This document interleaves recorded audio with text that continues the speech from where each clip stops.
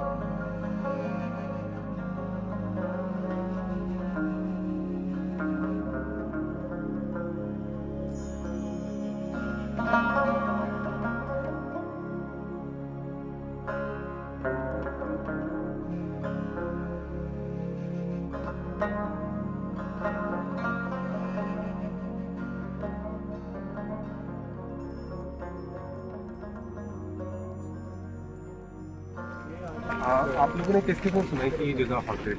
हाँ? किसके को सुनाई कि दिस प्लेस इज हॉन्टेड? मतलब if like Google like Jamali Kamali, one of the most haunted place वाला वो आ जाता है। तो अभी ना ये जगह इसलिए भी मशहूर है कि जमाली कमाली जो है उसको हॉन्टेड कहा जाता है।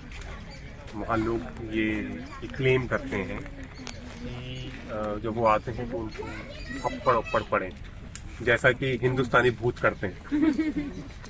मुझे लगता है कि यूरोप के भूत थोड़ा अलग बिहेव करते हैं। हाँ, दिन में रात में, पर हमने बहुत यहाँ पे घोषणा करवाई एक टाइम पे 2014, 15, 13 बहुत करवाई, पर हमें कभी कुछ महसूस नहीं। पर हमने कहानियां बहुत सुनाई इधर उधर की। तो जैसे वो जो हम बताए थे खुशबू वाला, अब मैं ऐसे बताता था कि देखो पता नहीं कौन इसमें खुशबू कहाँ से निकलती है, और लोग थोड़ा सा हैरान होते थे इस बात से और वह अचंभित होते थे, पर बाद में हम बता देते थे कि कोई लगा के लाता है। ये लेकिन इंडियाज मोस्ट हॉन्टेड में ये कवर हुआ था एक एपिसोड में, वो रॉकी मयूर जो आते हैं। वो मुझे लगता है कि इंसान वो हर उस चीज से घबराता है जहाँ उसे सुकून मिलने लगता है, उसे शांति से प्रॉब्लम। मैं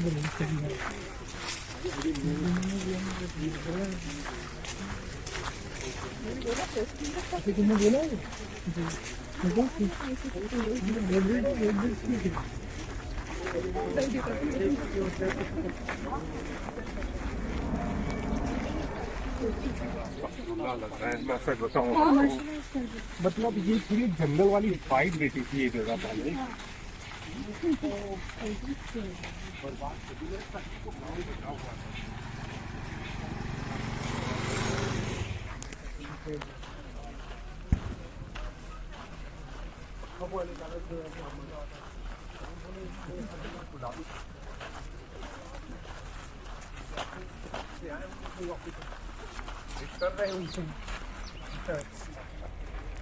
तो ये जो मॉन्यूमेंट है ना, ये वाला, इसमें अंदर ऊपर कब्रें बनी। ठीक ऐसा ही एक मॉन्यूमेंट आगे है जिसे इंटेक वालों ने रिस्टोर किया, बड़ा खूबसूरत उसको बना दिया। बस उसमें इसमें फर्क ये है कि उस पे गुम्बद है और इस पर गुम्बद नहीं। हट गई है या थी, मतलब थी निकल? हो सकता है रही, अच्छा, हो सकता है गिर गई हो, क्योंकि उस पे भी जो गुम्बद है ना वो सिर्फ पिलर्स के ऊपर है, दीवारें। भाई ये एक रॉयल ग्रेवयार्ड ये वाला, अभी इसका अंदाजा वहां जाकर लगेगा आपको कि वो और ये सेम है। आर्किटेक्चर एकदम सेम। अभी फिलहाल तो दो ही है, वो कमरे बहुत सारी लेकिन उसमें हम वैसे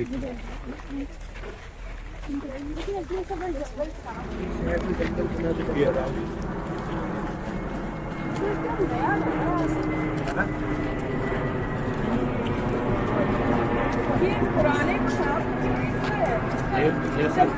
नया ही बनाया है। इसको नया ही क्लास में नया भी है, सारे स्लीपर ये लाइट लगा है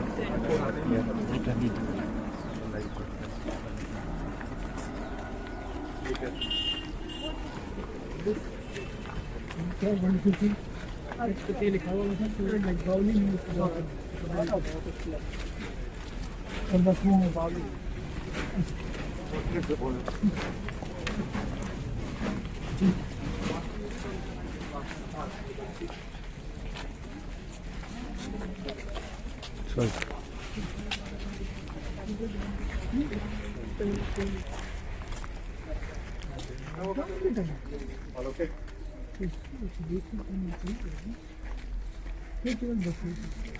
आप लोगों को भूख लगी? हाँ? नहीं, हमारे पास केक है, केक लेकर आए।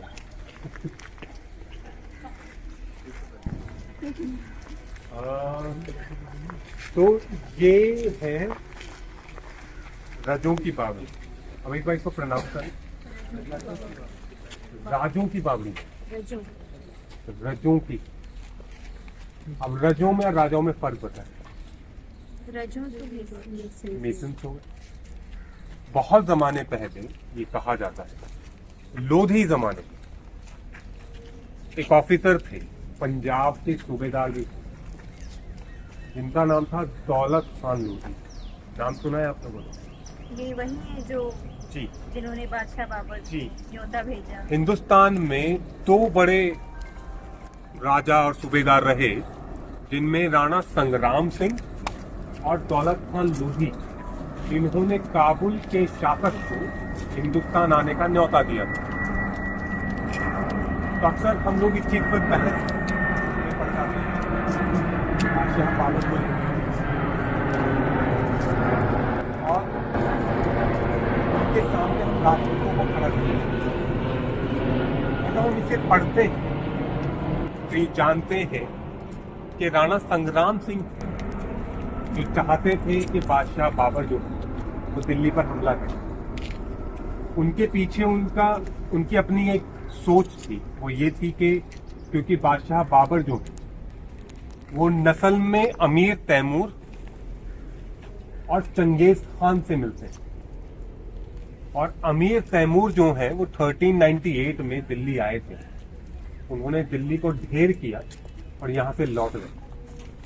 तो राणा संग्राम सिंह जी जो थे, जो मेवाड़ के शासक थे, उन्हें ये लगता था कि अगर बादशाह बाबर यहाँ आए तो वो दिल्ली को लूटेंगे, तबाह बर्बाद करेंगे, और जो बचे हुए खंडर होंगे उन पर हम हुकूमत करेंगे। तो ये कहा जाता है कि राणा संग्राम सिंह जो थे, उन्होंने उन्हें कहा कि आप आए, मैं आगरा की तरफ हमला करूंगा, आप दिल्ली की तरफ हमला करें। पर राणा संग्राम सिंह जी जो थे वो अपने अहद से पीछे उठ गए, इसलिए बादशाह बाबर ने उन्हें एक लक़ब दिया बद अहद का, कि जो अपने वचन से मुकर जाए। उसमें दूसरा एक सूबेदार थे जिनका नाम था दौलत खान लोधी, जो बादशाह दिल्ली मतलब सुल्तान दिल्ली इब्राहिम लोधी के चचा थे। उनको उनसे बड़ा मसला था, क्योंकि वो थोड़े शक्की मिजाज के हो गए थे और वो अपने लोगों का ही खून और कत्ल कर रहे थे। तो इन्होंने बादशाह बाबर को बुलवाया कि आप आए, हम आपको आपकी मदद करेंगे। तो यही दौलत खान लोधी हैं जिन्होंने महरौली में यहाँ पर एक बावड़ी का निर्माण करवाया। ये कई फ्लोर नीचे है, कई मंजिलें हैं, और ये इतनी गहरी है कि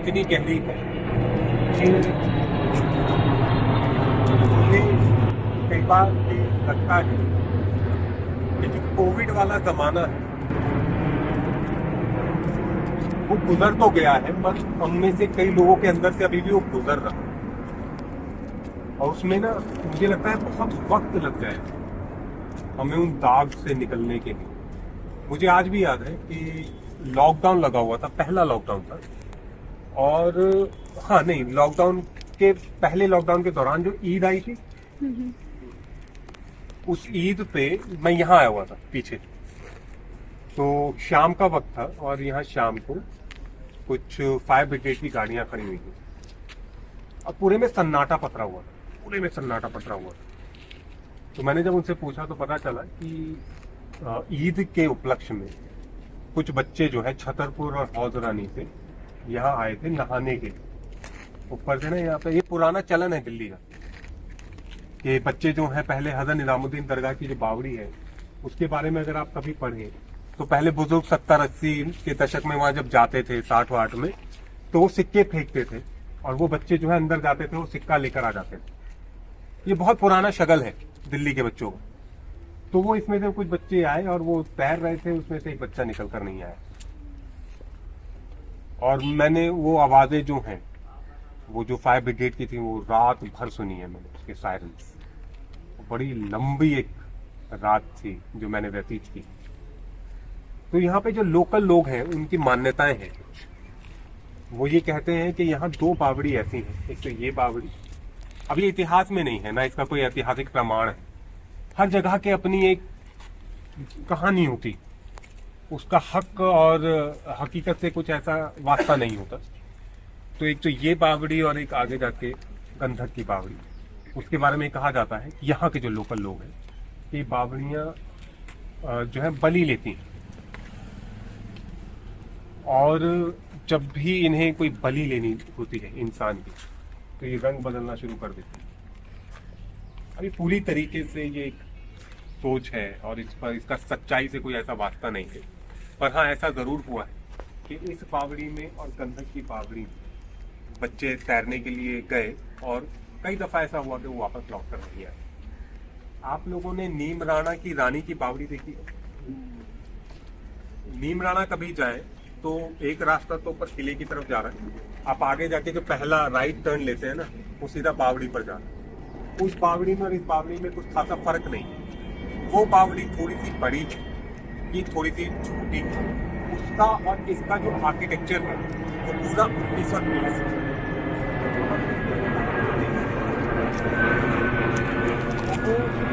चाल नजर आ रहा है नीचे ना, पहले जो फ्लोर था ना वहां तो खाली था, कुआं नजर आता था। तो जो एक्चुअली जो पानी है वो ग्राउंड वाटर वहां से आता है। और पर्शियन व्हील, जिसे आप रहट पता है क्या होता है? आज भी गांव देहातों में कहीं कहीं रहट मिल जाती है। तो रहट जो है उसका एक जो व्हील है वो उसके ऊपर लगा हुआ है और इसके पीछे जो है वो कभी खेती हुआ करती थी। अब इसके अंदर जो कॉरिडोर अगर आप देखते हैं, ये वाला, इसके नीचे भी, अब इसे कहते हैं बावड़ी, अंग्रेजी में वो हो गई स्टेप वेल। कोई भी वो कुआं जिसमें सीढ़ी लगी, और हर जगह की अपनी एक बावड़ी का आर्किटेक्चर। अगर आप राजपुताना चले जाए राजस्थान, और अगर आप शेखावटी जाए, शेखावटी जो पूरे राजस्थान में सबसे अलग है, सबसे निराला है, जिसे ओपन आर्ट गैलरी कहा जाता है। वहां की बावड़ियां आप देखें तो सबसे अलग, सबसे ज्यादा अलग। यही वो बावड़ियां हैं जिन पे हजरत अमीर खुसरो और बड़े बड़े शायर आते थे, और वहां से उन्होंने वो पहेलियां, वो गद्य, वो शायरी जो है उनकी इजाद हुई। जैसे हजरत अमीर खुसरो जो है वो प्यासे थे और पनघट पर चले गए। पनघट का हिंदुस्तानी संस्कृति से बड़ा गहरा ताल्लुक है, हर लिहाज से। कुछ भी होगा तो पनघट पर मिलेंगे, कोई पूजा होगी तो पनघट पर मिलेंगे, जिसमें कुआ पूजन होता, चाक पूजन होता। कोई भी रस्म रिवाज होंगे तो पनघट पर होंगे, मुसाफिर ठहरेगा तो पनघट पर ठहरेगा। अब हजरत अमीर खुसरो जो है, जब वो पनघट पर पहुंचे तो वहां पर 4 महिलाएं और वो पानी निकाल रही थी। अब इन्होंने कहा कि मुझे प्यास लगी है, पानी पिलाओ। तो चारों जो है वो कहती हैं कि पहले कुछ कह दो। अब चारों अलग अलग शब्द देती। आपको याद है ये वाला वाक्य? क्या क्या शब्द होते हैं? एक तो होता है चरखा, एक होता है ढोल, एक होता है खीर, और एक होता है कुत्ता। फिर वो चारों शब्द जब वो देती हैं महिलाएं तो वो इसको एक सूत्र में पिरोते हैं और फिर वो कहते हैं कि खीर पकाई जतन से, खीर पकाई जतन से चरखा दिया जलाए, खीर पकाई जतन से चरखा दिया जलाए, आया कुत्ता खा गया खीर, तू बैठी ढोल बजा, अबला पानी पी। फिर जो है मैं जब उस मंजर को सोचता हूँ कि अब आप देख रहे हैं कि सवाल पूछने वाला जो है, सवाल आधा इल्म है, सवाल मयार तय करता है सामने वाले की एक हैसियत क्या या कद क्या है, उसका तखय्युल कितना भारी। इसलिए कहते हैं कि सवाल में आधा इल्म। तो उस जमाने की औरतों को देखें, वो पनघट पर पनिहारिन हैं, पानी भर रही हैं और मटकी से पानी ले जा रही हैं, और उन्हें पता है कि हजरत अमीर खुसरो कौन है। उन्हें ये पता है कि ये साहित्य के बहुत बड़े विद्वान हैं, बहुत बड़े पंडित हैं, और इन्हें हम जो है इनसे सवाल कर सकते हैं और इन्हें अलग अलग शब्द दे सकते हैं। ये उन सब शब्दों को एक साथ एक माला में पिरो सकते हैं। तो ये जो वाक्य होते थे वो ऐसी ही जगह होते थे जब जैसे कॉरिडोर बने हुए। आज हमारे पास सोशल नेटवर्किंग साइट्स हैं जिन्होंने हमें ज़ॉम्बी बना दिया है, और हर कोई मशहूर होने की हवस में हमें पसंद कर लो आके हम शायरी करते हैं, हमें देख लो आके हम जो है वो क्या बोल रहा था मैं, दीवाने हो गए, फकीर हो गए, जोगी हो गए, पर हम हैं सोशल मीडिया साइट पे, हमारी आके शायरी पढ़ लो। वहाँ पे मिलना जुलना कुछ नहीं होता सोशल मीडिया पे। ये जो जगह थी ये पुराने जमाने की सोशल गैदरिंग की जगहें होती थी। यहाँ पीछे जो है एक हौज बनी होती थी जहाँ से जो पानी व्यर्थ होता, व्यर्थ कुछ भी नहीं होता, जो बचता था उस हौज में जाकर गिर जाता था। और जो मुसाफिर जो अपने घोड़े पर, ऊंट पर, हाथी पर थे, वो शाही सवारी होती थी, घोड़े, खच्चर, हाथी, ऊंट पर जो आते थे वो अपने बाहर जो है वो अपने जानवर बांधते थे, पानी पीते थे, अपनी रोटी जो साथ लाते थे वो खाते थे, चने वगैरह, आराम करते। एक तो ये हो गई। दूसरा ये कि पहले जमाने में घरों में जो रस्में होती थी, हिनाबंदी की रस्म, जो पहले जमाने में 21 दिन के रस्म त्योहार होते थे शादी में, तो दोपहर के वक्त होता था जब इस जगह को, क्योंकि हर पावड़ी का एक दरोगा होता था, वो दरोगा जो है दोपहर के वक्त पावड़ी को जनाना कर देता था। जनाना करने का मतलब ये कि कोई भी मर्द वहां पर उसके आने की इजाजत नहीं, और फिर उसके बाद वो औरतों का वक्त, वो वहां पर उपटन मल रही हैं, वो स्नान कर रही हैं, वो अपने केश संवार रही हैं, फिर वो वक्त। तो इन पावड़ियों के कई इस्तेमाल होते थे, इसलिए इनको इस तरीके से एकदम शान शौकत के साथ जो है बनाया गया।